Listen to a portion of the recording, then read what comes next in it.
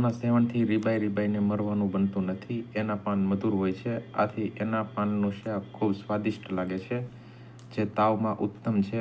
ગળો તીખી, કડવી, પચી ગયા પછી મધુર, રસાયણ, મળને રોકનાર, તુરી, ઉષ્ણ, પચવામાં હલકી, બળ આપનાર, જઠરાગ્નિને પ્રદીપ્ત કરનાર, ત્રિદોષજ્ઞ તથા આમ, તરસ, બળતરા, પ્રમેહ, કોઢ, ઉધરસ, રક્તાલ્પતા, પાંડુ, કમળો, કુષ્ઠ, વાતરક્ત, કૃમિ, જ્વર, ઉલટી, ઉબકા, દમ, હરસ, મૂત્રકષ્ટ અને હૃદયરોગને મટાડનાર છે.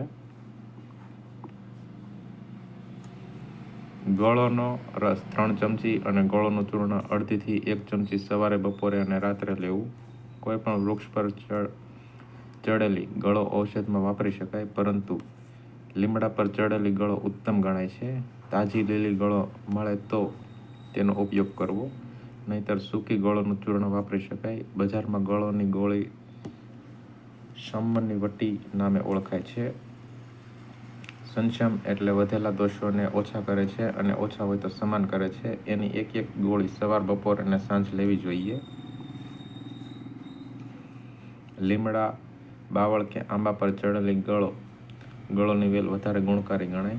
તેમાં પણ લીમડા પરની શ્રેષ્ઠ. ગળોનું ચૂર્ણ 1 ચમચી અને રસ 2 થી 3 ચમચી સવાર સાંજ લઈ શકાય. ગળો, ધાણા, લીમડાની અંતરછાલ અને રતાંજળી એટલે કે રક્તચંદનનો ઉકાળો સવાર સાંજ પીવાથી જઠરાગ્નિ પ્રદીપ્ત થઈ સર્વ પ્રકારના તાવ મટે છે.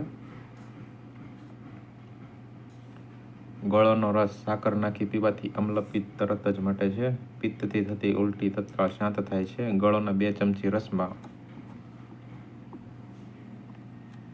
2 ચમચી મધ નાખી પીવાથી 3 દોષોથી થતી ઉલટી મટે છે. ગળોનો રસ અથવા ગળોનો ઉકાળો અડધો કપ સવાર સાંજ પીવાથી અને માત્ર મગના સૂપ અને ભાત પર રહેવાથી કોઢમાં એકદમ ફાયદો થાય છે.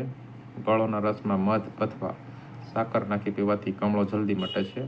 ગળો અને ત્રિફળાના ઉકાળામાં મધ અને પીપરનું ચૂર્ણ નાખી સવાર સાંજ પીવાથી સર્વ પ્રકારના નેત્ર રોગ મટે છે.